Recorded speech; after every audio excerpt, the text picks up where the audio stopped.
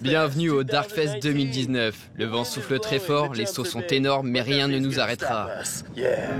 Cette semaine, Riding Zone pose ses valises en Afrique du Sud, à une 50aine de kilomètres du Cap, dans les environs de Stellenbosch, en plein milieu des vignes.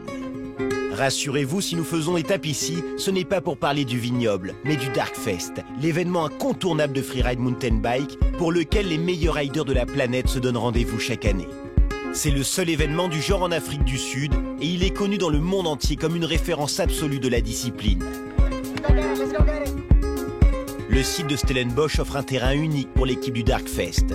Une vallée montagneuse avec des possibilités infinies de lignes naturelles et aucune limite de taille pour les bosses.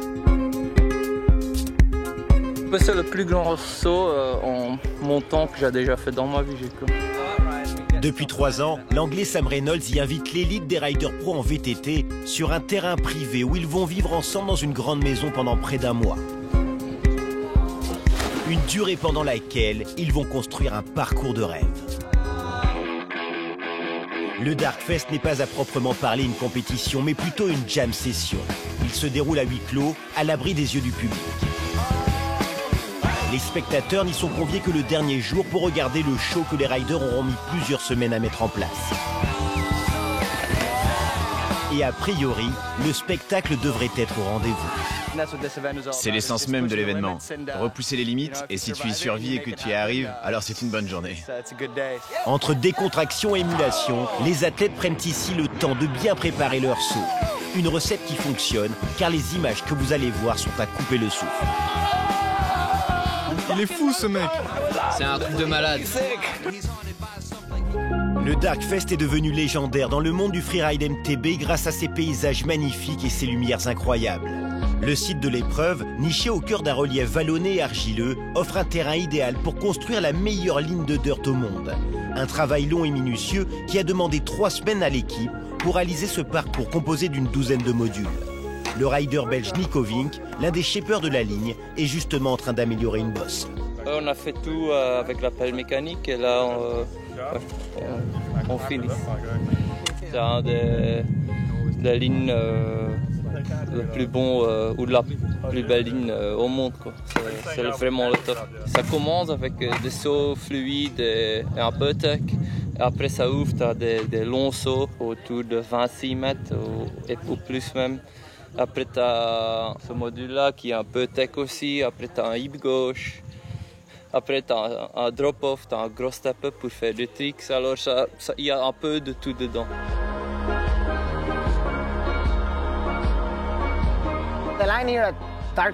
Ici au Darkfest, la ligne est assez unique.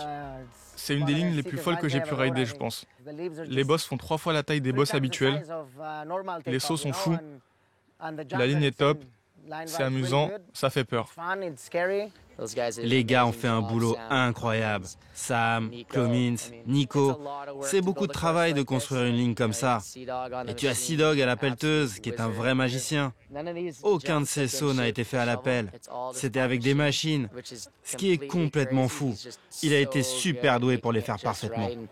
Ce terrain n'aurait jamais vu le jour sans la folie du créateur du Darkfest, Sam Reynolds.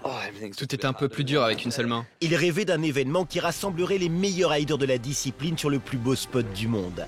Un endroit où ils auraient tout le loisir de rouler sans pression. Essayons de prendre la ligne comme ça. Tu vois ce que je veux dire? Un événement où il n'y a rien à gagner, si ce n'est le fait d'impressionner ses amis. Mais pour cela, il faut construire la meilleure ligne possible, celle qui fait rêver tous les riders. C'est plus grand, plus fun. Et avec le dernier saut qu'ils ont fait cette année, c'est incroyable. C'est juste un énorme saut et c'était parfait. Et cette ligne, il faut la tester. C'est compliqué d'être le premier à tester la ligne. Un grand bravo à Sam de l'avoir fait pour nous.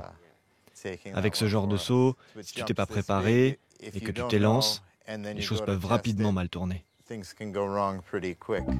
À tout seigneur, tout honneur, c'est donc à Sam Reynolds de tester les sauts. Un essai qui s'est mal terminé pour le Britannique qui chute lourdement et se casse le poignet. Il peut ranger son vélo au garage, le bras dans le plâtre. Il ne pourra malheureusement pas rider pendant plusieurs semaines. L'idée de base, c'était de construire des sauts massifs et de les rider avec mes potes, et ce n'est plus possible maintenant. L'idée, c'est de faire vivre la meilleure semaine possible à mes potes, de regarder rider en espérant qu'ils passent un bon moment et qu'on shoote de bonnes images.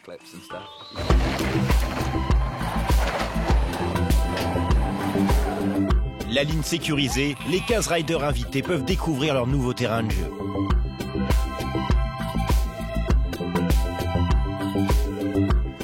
On est en Afrique du Sud et de super sauts ont été construits pour nous. J'ai même pas eu besoin de toucher une pelle. C'est ça les meilleurs sauts. Ce gars a fait un travail de dingue. C'est moi. Non, je rigole, c'est lui. Aujourd'hui, c'était incroyable. Certains d'entre nous ont fait leur première descente du début jusqu'à la fin. C'est la meilleure sensation du monde. Ah, il fait super chaud les mecs. Je suis canadien moi. Partir de chez moi à moins 20 degrés pour arriver ici avec 50 degrés de plus. On a créé les Fest Series il y a 5 ans. Et c'était un style d'événement qui n'existait pas. C'est vraiment cool que les athlètes puissent faire évoluer leur sport. Pour la première fois, on a le contrôle, donc c'est assez unique. Le Dark Fest est un événement des Fest Series. Et les Fest Series, c'est que des énormes sauts. C'est pas une compétition classique où l'on doit réaliser un score et être jugé. Mais l'idée, c'est plutôt qu'on ride tous ensemble et qu'on se motive les uns les autres. C'est une sorte de grande session, on reste pour une semaine, et dès que les conditions météo sont bonnes, on enchaîne les sauts. C'était énorme!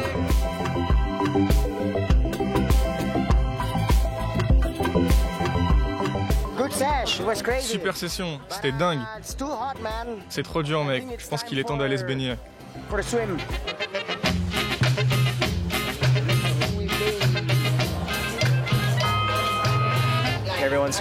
Ici, tout le monde se connaît super bien. On travaille ensemble, on ride ensemble, on fait la fête et on s'amuse. C'est un peu une vie de rêve.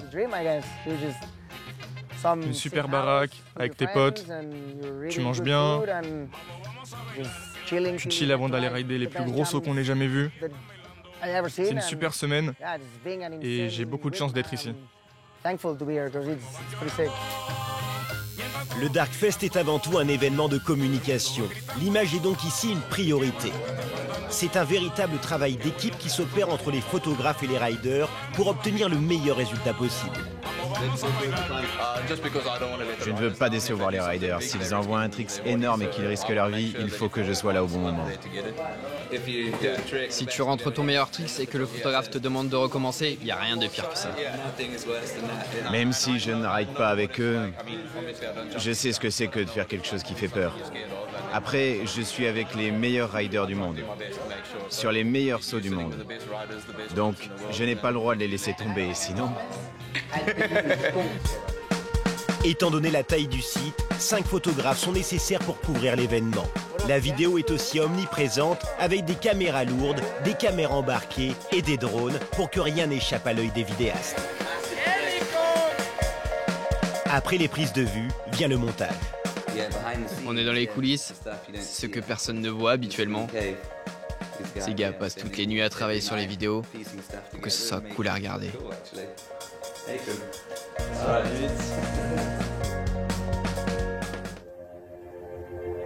Les nuages ont fait leur apparition ce matin, plongeant le site de l'épreuve dans une ambiance mystérieuse. Malgré ces conditions météorologiques difficiles, les riders veulent à tout prix profiter de leur terrain de jeu. On voit pas grand-chose. Mais c'est pas grave.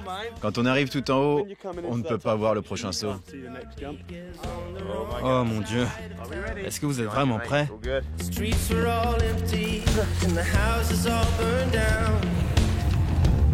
La visibilité n'est pas le seul problème.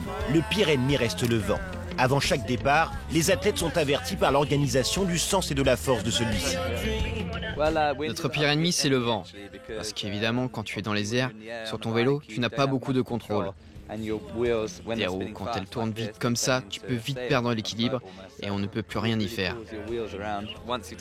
Une fois dans les airs, c'est pas comme en moto. Là, tu ne peux plus réagir au dernier moment en remettant les gaz. Dès que tu as décollé, c'est terminé. C'est ta vitesse qui va déterminer jusqu'où tu vas aller. Quelles que soient les conditions climatiques, le freeride est par essence une discipline dangereuse. Aller toujours plus haut, plus loin, plus vite, inventer de nouveaux tricks, les riders prennent sans cesse des risques. Le but, dépasser leurs limites. J'ai aucune idée de pourquoi je fais ça. C'est tellement flippant. Tous les jours c'est pareil. J'ai aucune idée de ce qui va se passer, le vent, la vitesse. Je flippe sur chaque saut.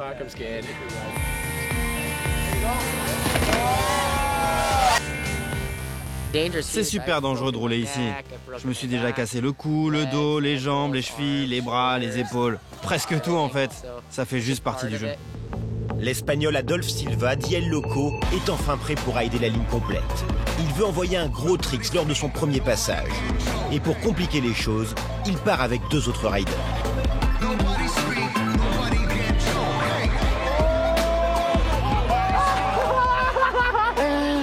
Il est fou ce mec. L'incroyable vient de se produire. Sur ce ride à plusieurs, Adolf Silva rentre un énorme double backflip sur la plus grosse bosse du parcours pour son premier essai. Ses amis n'en croient pas leurs yeux.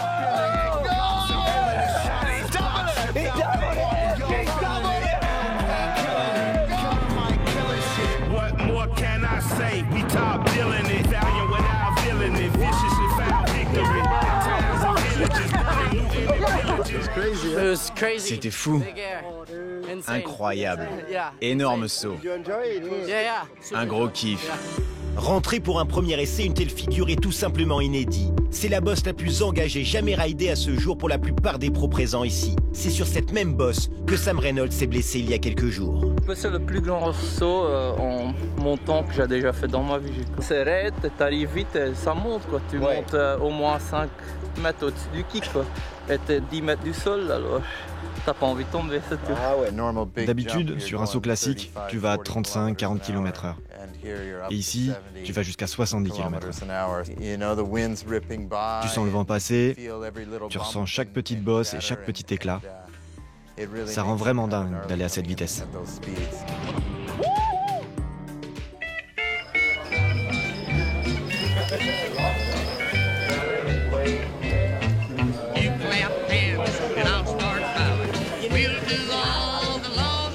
Le Darkfest touche déjà à sa fin. Après un mois de cohabitation, les riders s'offrent une dernière soirée autour d'un barbecue improvisé.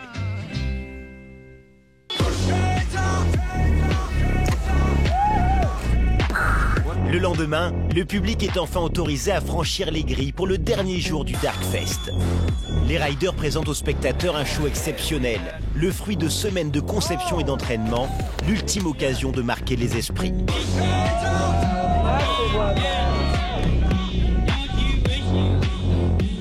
Les gens sont venus nous voir, on a préparé ces sauts toute la semaine, donc on va faire le meilleur show possible et rider les plus gros sauts au monde avec sûrement la meilleure équipe, donc je suis très content d'être ici.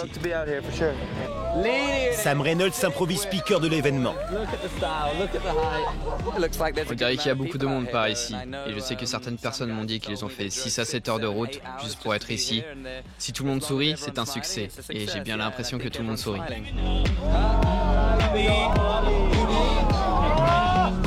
Tu veux faire un flip? Au Darkfest, il n'y a pas de podium. Les athlètes se décernent entre eux des trophées informels. Le but pour nous, c'est de rider et de s'amuser. Il y a une récompense pour le meilleur whip et pour le king du Darkfest, celui qui a tout donné. C'est un format bien différent que les compétitions traditionnelles. Plein de respect pour tous les riders qui sont là. Déjà, juste descendre cette ligne, c'est magnifique. Adolf Silva, alias Loco, est récompensé pour son double backflip. Clemens Kodela, DC Dog, est nommé Dark King 2019 pour l'ensemble de sa prestation.